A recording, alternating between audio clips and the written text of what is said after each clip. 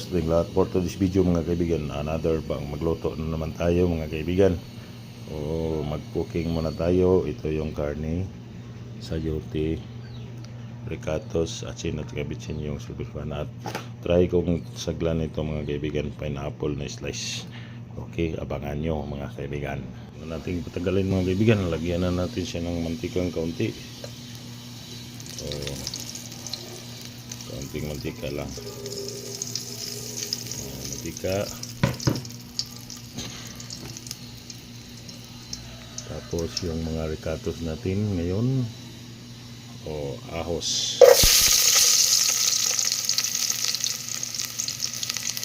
Sibuyas, bombay. Hanaan natin kaunti yung kalayo balsam para sa bulongbong. Okay, alright.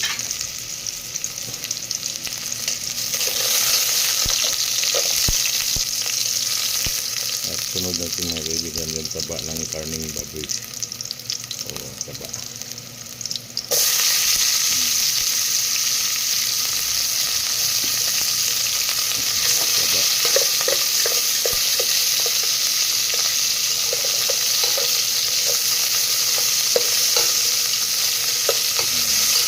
Ang karne. Okay, alright mga kaibigan, check out yung lahat at maraming salamat sa patuloy ng pagsuporta mga kaibigan. Medyo sunog na yung mga panakot mga kaibigan, sunog na yung mga panakot,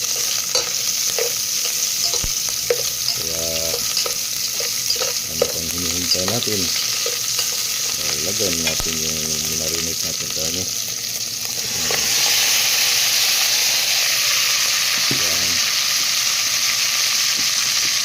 Yan ito mga kaibigan, minarinate natin karne.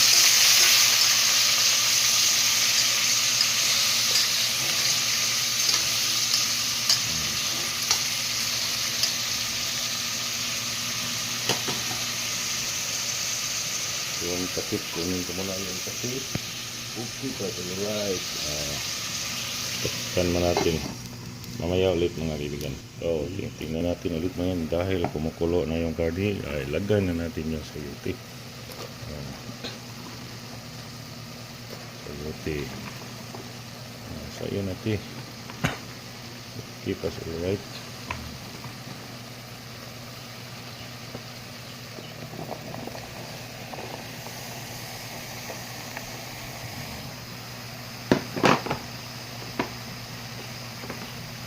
Yan ang sayote mga kaibigan. Haluin na natin ulit. Mamaya na natin lagyan ng sabaw. Haluin muna natin. At mamayang kaunti lagyan na natin yung sabaw. Ang sayote kasi hindi mga kaibigan matagal lumambot, kaya sabay na natin sa karne. Yummy ito mga kaibigan, yummy food panda.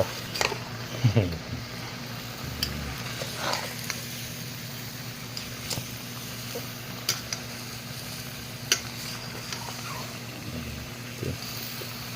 Diyan ang karne. Mamayang kaunti mga kaibigan, lagyan natin siya ng sabaw. Okay, alright. Ito na siya mga kaibigan, lagyan na natin siya ng sabaw. Lagyan natin sabaw. Diyan ang sabaw mga kaibigan. Yan ang sabaw. Mamaya ulit mga kaibigan. Mamaya ulit. Okay, alright. Mga kaibigan, kung ano nang litis sa ating nilulutuin. Medyo kumukulo na siyang kaunti mga kaibigan, siguro mga 10 minutes. Malambot na to yung sayote at saka yung karne. Okay. Diyan pa lang mga kaibigan yung pineapple na isapay natin. Mamaya ulit mga kaibigan. Medyo malambot-lambot na yung karne at saka yung sayote. Kaya try ko to mga kaibigan. Hindi ko na to gamitan ng asin. Ito lang patis.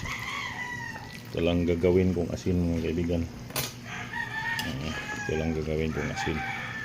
Try ko lang kung masarap ba kahit walang asin. Kasi yung magluluto ako mga kaibigan, patis lang sa asin lang talaga at saka kanang bitsin. Ilunod na natin yung sibuyas dahunan. Sibuyas dahunan. Sibuyas dahunan. Mamayang kaunti, yun naman ang kuan. Mamaya ulit mga kaibigan. Okay, alright. Ano natin siya ulit mga kaibigan. Kumukulo na.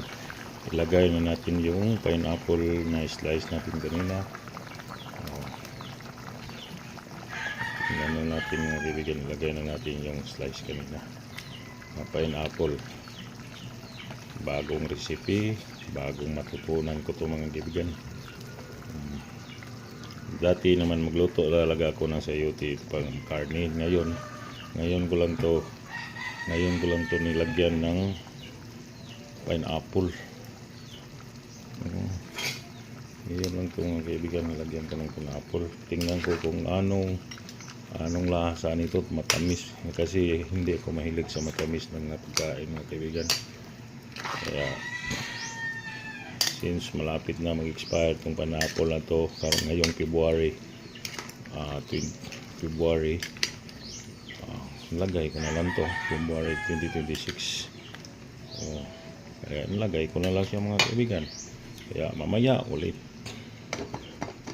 kaibigan, butagyan ko na lang to ng bitsin kasi hindi ko na rin nilagyan ng asin kasi yung patis yung ginagamit ko.